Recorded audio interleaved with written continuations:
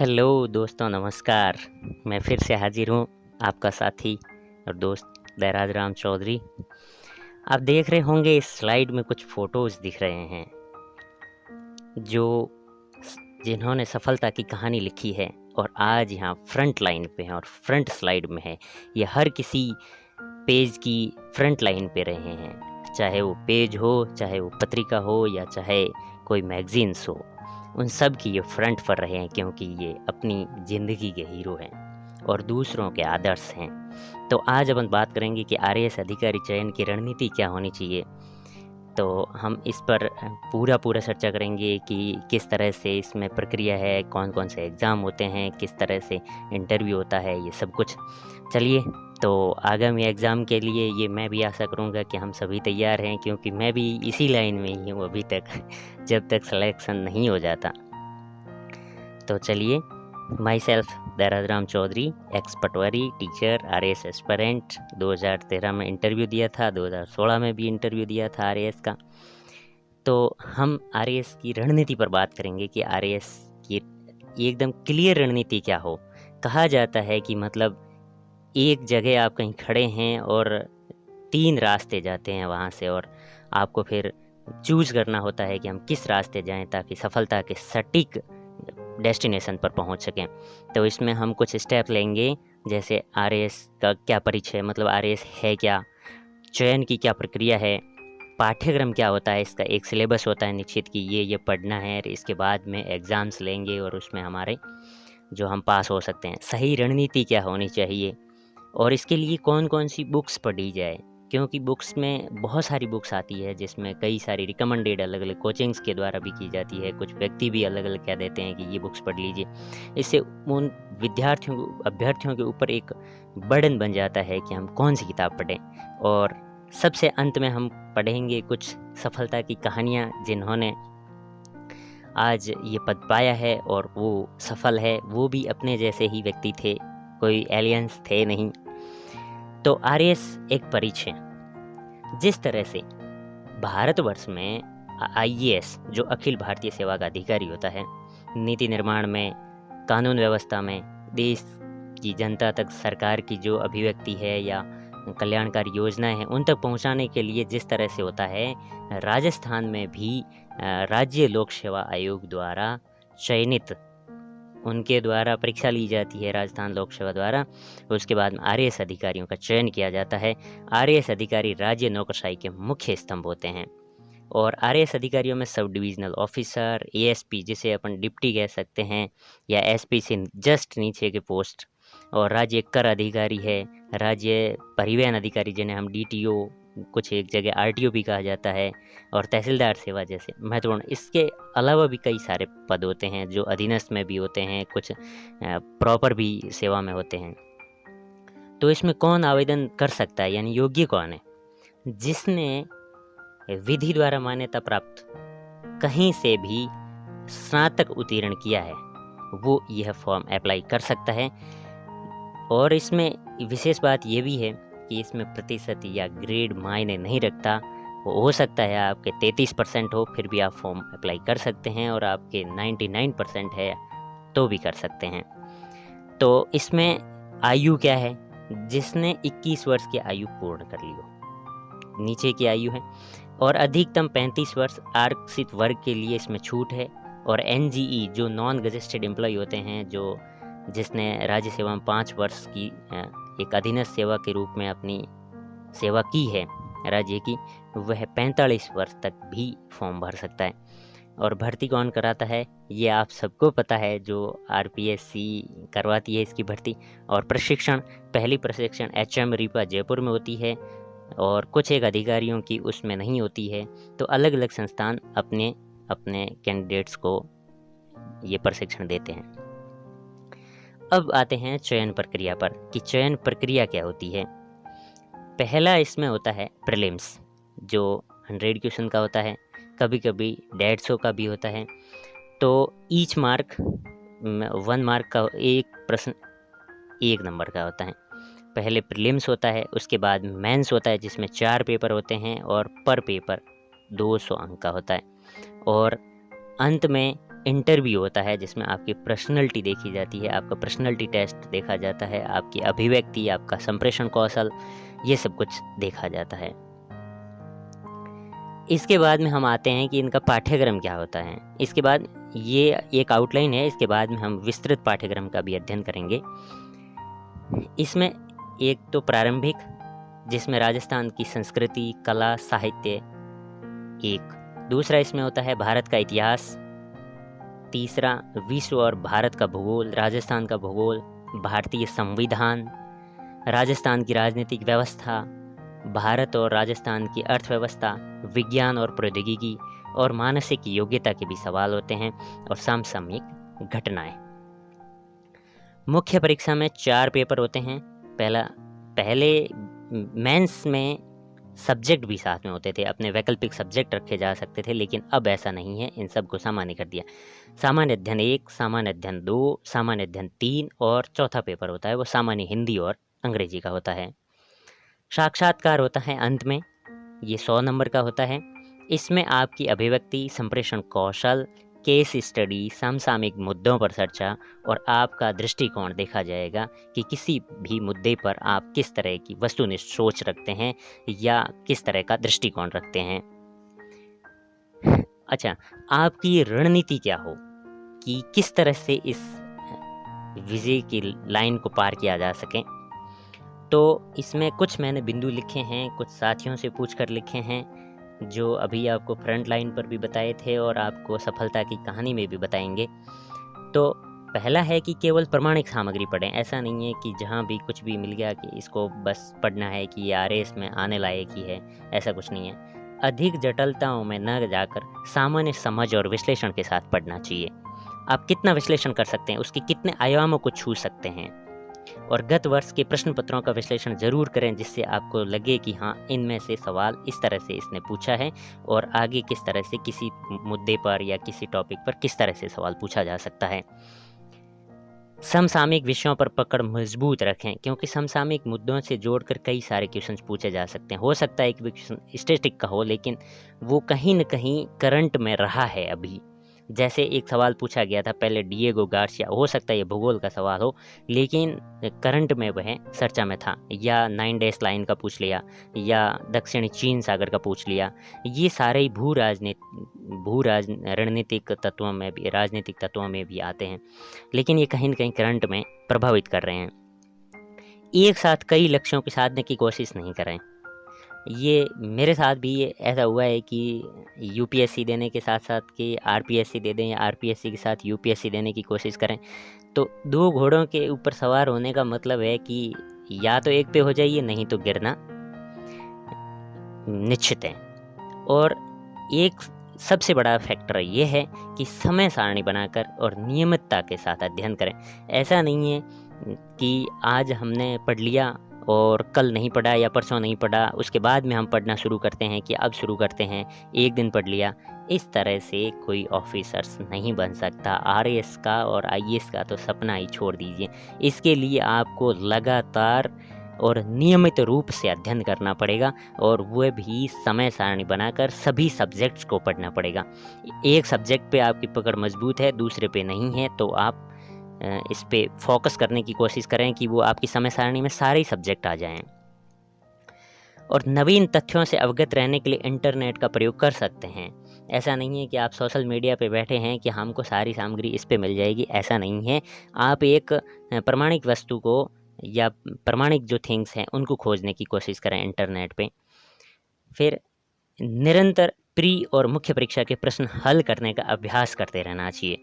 कि कहीं आपको सवाल मिल गया कि कई साइट्स है जैसे क्लियर आईएएस है, उनका और आरएएस में लगभग सवाल सेम होते हैं, लेकिन उनमें थोड़े सवाल बड़े होते हैं। जैसे क्लियर आईएएस है, विजन है, या दृष्टि आईएएस है, या फॉर्म आईएएस है, इनसाइट्स पे है। इन पे बहुत सारे क्वेश्चंस होते हैं, वो लगभग हर सब्जेक्ट से भी आपको मिल जाते हैं, करंट अफेयर्स से भी मिल जाते हैं।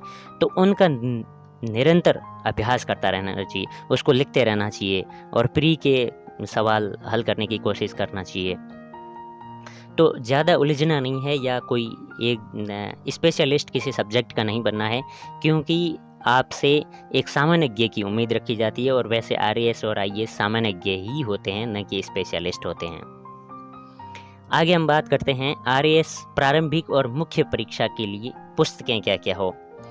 तो प्रारंभिक परीक्षा के लिए मूलभूत पुस्तकें हैं, जिनमें आपको ज़्यादा उसमें डूबने की, उनको रटने की कोशिश नहीं करनी है। बेसिक बुक्स हैं, उनको एक बार पढ़ना है, और उनमें आपको ये ध्यान रखना है कि क्वेश्चन कहाँ से पुटअप किया जा सकता है। तो पहली हमारी बुक है वो राजस्थान अध्ययन के लिए कौन सी किताब हो। तो काफ़ी जो आरएएस है वो ये रिकमेंडेड करते हैं कि जैन एंड माली आप पढ़ सकते हैं, क्योंकि वो ऑथेंटिक भी है और मानव संसाधन मंत्रालय के द्वारा प्रकाशित है। दूसरी है भारतीय इतिहास, इसके लिए आधुनिक भारत के लिए स्पेक्ट्रम है, और मध्यकालीन या यदि एंशियंट हिस्ट्री पढ़नी है तो उसमें रामशरण शर्मा या सतीश चंद्र भी पढ़ सकते हैं। और बेहतर ये रहेगा कि उन दोनों को और स्पेक्ट्रम को एक साथ आप पा सकते हैं। किरण पब्लिकेशन, प्री के लिए किरण पब्लिकेशन अच्छी बुक है। विश्व और भारत का इतिहास, भूगोल, तो इसके लिए महेश वर्णवाल या कक्षा 11वीं की एनसीईआरटी पढ़ सकते हैं। फिर राजस्थान का भूगोल पढ़ना है तो हरिमोहन सक्सेना बहुत अच्छी किताब है, और इसके अलावा आप लक्ष्य को भी उठाकर देख सकते हैं, लेकिन उसमें बहुत सारे उलझन भरे मैटर हैं। तो बढ़िया ये रहेगा कि आप हरिमोहन सक्सेना और 8th से 12th तक की जो राजस्थान अध्ययन की बुक्स हैं उनको पढ़ सकते हैं।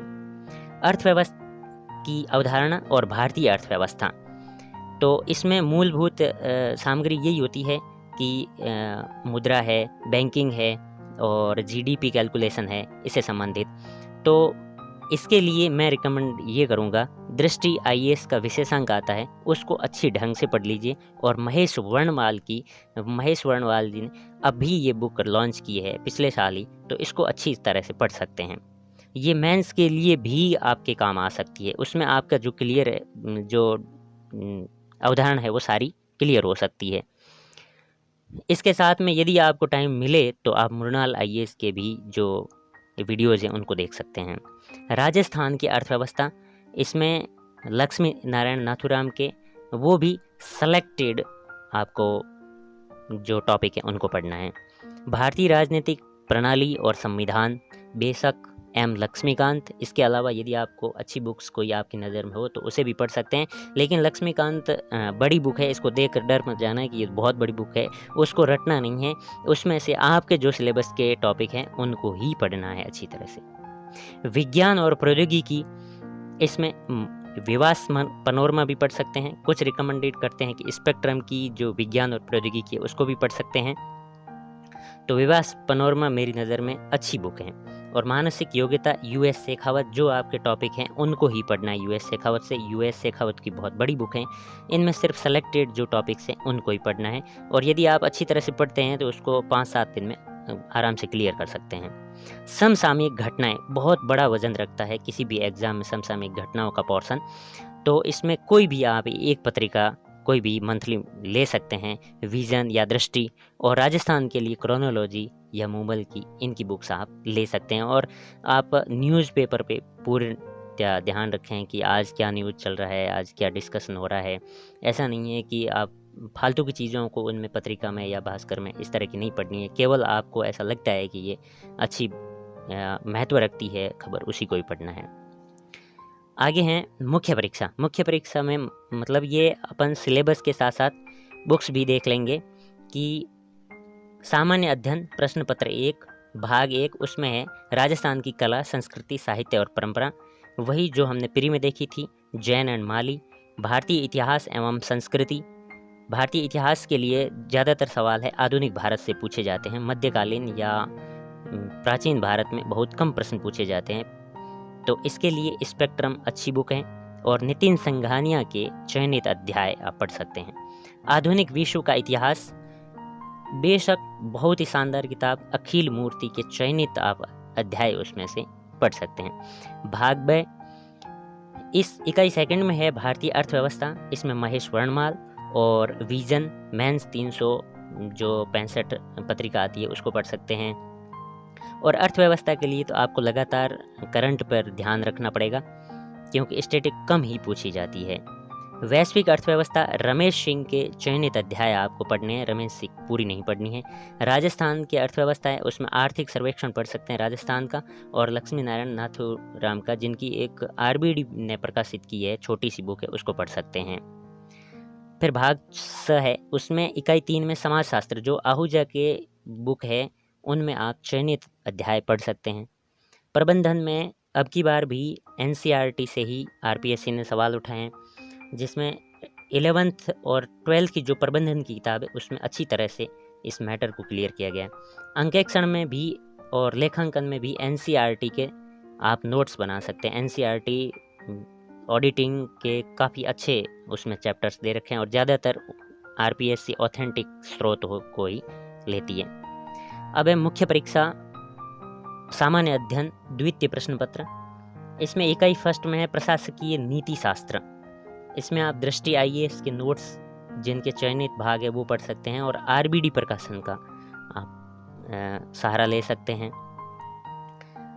भाग ब सामान्य विज्ञान व तकनीकी, दृष्टि के पुस्तक के चयनित अध्याय व विवास पनोरमा, और 9th व 10th आरबीएससी की विज्ञान के चयनित अध्याय। आप इतना सारा मैटर मैं एक वैकल्पिक रूप पे आपको बता रहा हूँ कि इनमें से ये चीज़ें आपको क्लियर हो भी सकती है, और नहीं भी आप दूसरा स्रोत भी ले सकते हैं, लेकिन इनमें ये इस स्रोत से आपको ये काफ़ी सामग्री मिल जाएगी। भाग स है भारत और विश्व का भूगोल, आरबीएससी की 11th की और 12th की भूगोल, और इसके अतिरिक्त वर्णवाल की भूगोल पढ़ सकते हैं, जो प्री में भी हमने देखी थी। जो राजस्थान बोर्ड की 11वीं और 12वीं की बुक है, वो भूगोल में सारे टॉपिक आपको मिल जाएंगे, और राजस्थान का भूगोल बेशक प्री में भी यही थी, हरिमोहन सक्सेना को पढ़नी है। और फिर है मुख्य परीक्षा में सामान्य अध्ययन तृतीय प्रश्न पत्र। पहला है भारतीय राजनीतिक व्यवस्था, विश्व राजनीति और समसामयिक मामले। इसमें प्री में भी लक्ष्मीकांत बताई थी, और कोई भी एक मासिक पत्रिका जैसे विजन ले लिया या दृष्टि लिया, कोई भी उसको एज ए करंट जो टॉपिक हैं उनको साथ साथ ऐड करते हुए चलना है। फिर भाग ब है, उसमें लोक प्रशासन, राजस्थान बोर्ड की 11th और 12th की आपकी किताबें इस टॉपिक को कम्प्लीटली कवर कर सकती है। और भाग से खेल व योग, इसमें निर्माण आईएएस के नोट्स हैं। हो सकता है कि ये टॉपिक अगले जो एग्ज़ाम्स होंगे उसमें हटा दिया जाएगा, या फिर इसके लिए अलग से कोई बुक भी आ सकती है, क्योंकि कुछ लोग लिखने में है तो वो लॉन्च कर सकते हैं। व्यवहार का मतलब यहाँ मनोविज्ञान के टॉपिक इसमें दिए गए हैं। जो 11th और 12th की मनोविज्ञान के एनसीईआरटी पुस्तक हैं, उनके चयनित अध्याय ही आपको पढ़ने हैं कि ये टॉपिक में है, उस टॉपिक के नोट्स बना लीजिए और उनको पढ़ लीजिए। और विधि आरबीडी प्रकाशन की पुस्तक काफ़ी है। चौथा पेपर है हमारा सामान्य हिंदी व अंग्रेजी, चतुर्थ प्रश्न पत्र है। इसमें सामान्य हिंदी है, जो राघव प्रकाशन की पुस्तक है वो अच्छी है, और अतिरिक्त में राजस्थान बोर्ड की व्याकरण रचना भी पढ़ सकते हैं। और भाग ब में 2 पुस्तक अच्छी है, एक तो रस्तोगी जिसमें मेंस में लेटर और आपको पैराग्राफ इस तरह में सहायता दे सकती है, फॉर्मेटिंग में सहायता दे सकती है। दूसरे में सेलेक्टेड वर्ड्स दिए हुए हैं उपकार प्रकाशन में, वो भी आप पढ़ सकते हैं। तो ये थी इन बुक्स की बात, और ये जो बुक्स बताई गई है ये बहुत ज़्यादा नहीं है, इस तरह से देखकर डरिएगा मत या कि इतनी सारी बुक्स कौन पढ़ेगा, लेकिन ये सेलेक्टेड मैटर ही इनमें से लेना है और इनको अच्छी तरह से पढ़ना है विश्लेषणात्मक रूप से। अब हम पढ़ते हैं कुछ सफलता की कहानियाँ, those who rot success stories. इनमें आप देख रहे हैं स्क्रीन पे, ये किसी के हीरो है, लेकिन ये हीरो अपनी मेहनत से बने हैं। इनमें मैं बताना चाहूँगा, ये है रविंद्र कुमार जी, जो बाड़मेर के रहने वाले हैं। अपनी विकट परिस्थितियों के बावजूद दूसरे सांस में एसडीएम बने और अभी नागौर में पोस्टेड हैं। ये हैं जयपाल जी, जो पहले 2nd ग्रेड अध्यापक थे और आज एसडीएम है। 2016 में इनकी 15वीं रैंक थी। बहुत ही अच्छे नेक इंसान और स्टडी के प्रति बहुत ही ईमानदार इंसान थे। और जिनको काले चश्मे में आप देख रहे हैं, बहुत ही शानदार लग रहे हैं इस तरह से वर्दी में, जो पुलिस खाकी वर्दी पहन रखी है। ये है सज्जन सिंह जी राठौर, जो सांकड़ा जैसलमेर से हैं। कई लोगों की ये भी होती है कि जैसलमेर से भी कोई क्या पढ़ सकता है क्या, लेकिन इन अभावों में भी इन्होंने आरपीएससी क्रैक किया और अपने प्रयास में सफल रहे और अब डीवाईएसपी है। ये है प्रेम कुमार जी, चौटन से हैं और इन्होंने भी बेस्ट दिया और आरपीएससी से सेलेक्ट हुए। शायद ये उनका दूसरा चांस था। यहाँ अनिल कुमार जी हैं। अनिल कुमार जी सारण हैं, जिनके भाई साहब आप देख सकते हैं कि इस स्लाइड में यहाँ हैं। ये दोनों ही एक ही भर्ती से सेलेक्ट हुए। Anil Kumar ji 3rd grade teacher थे और विकास जी अभी बेरोजगार थे। दोनों ने एक ही साथ एक ही सांस में आरपीएससी क्रैक किया। और ये है जितेंद्र सिंह जी गिलांकोर, जो जोधपुर की शेरगढ़ तहसील से हैं। इनके फादर आरपीएस थे, इनके दादाजी भी, इनके परदादा भी थे, तो इन्होंने भी यही चूज़ किया कि हमें भी डिप्टी बनना है। तो ये पहले एक बिजली विभाग में क्लर्क थे और आज आरपीएस हैं। आप देख सकते हैं कि किस तरह से इन्होंने अपनी सफलता गढ़ी। और यहाँ है रणजीत कुमार जी बिजानिया। इनकी कहानी बड़ी बेजोड़ है कि इनको इनके मैडम ने फॉर्म भरवाना, पहले ये पटवारी थे, 2007 से पटवारी थे। इन्होंने प्री का फॉर्म भरा, इन्हें तो कोई आशा नहीं थी, लेकिन प्री क्लियर हो गया। फिर भाटिया जी की शरणों में गए और वहाँ से इन्होंने पहले ही सांस में 13वीं रैंक प्राप्त करके एसडीएम बने। अभी बीकानेर एसडीएम है। ये मांगीलाल जी पहले 3rd ग्रेड थे, फिर 2nd ग्रेड बने और उसके बाद में कोऑपरेटिव इंस्पेक्टर थे, उसके बाद तहसीलदार थे और अब ये एसडीएम है 31वें रैंक से। और इनकी राइटिंग इतनी शानदार है जैसे किसी प्रिंटर से लिखा हुआ हो। इनकी तारीफ हर कोई करता है। ये हमारे गणेश जी हैं, जो 130वें रैंक के साथ राज्य कर सेवा के अधिकारी हैं। ये पुखराजी सारण है बाड़मेर से, जिनकी कहानी निराली है। ये पहले एक सीमेंट के कारीगर थे कि जो गारा लगाते हैं उनमें, लेकिन इनका भी भाग्य में बहुत ही शानदार लिखा था और इन्होंने मेहनत की। पहले 3rd ग्रेड टीचर थे और उसके बाद में आरएएस बने और अभी सामाजिक सुरक्षा अधिकारी बाड़मेर पोस्टेड हैं। ये कौशल्या जी हैं।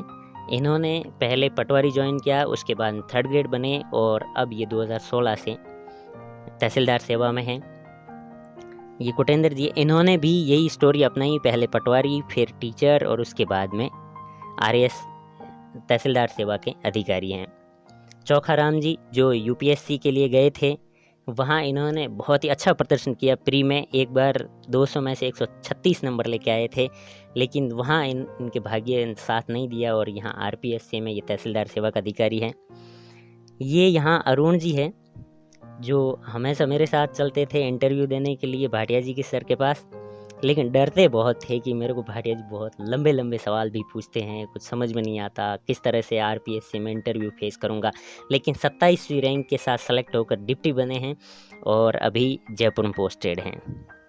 ये रवि जी हैं, जो आरएएस में सेलेक्ट हुए 2016 में और अभी यूपीएससी का भी ट्राई कर रहे हैं, जो 2019 में इंटरव्यू दे के आए और अभी भी इंटरव्यू दे के आए हैं।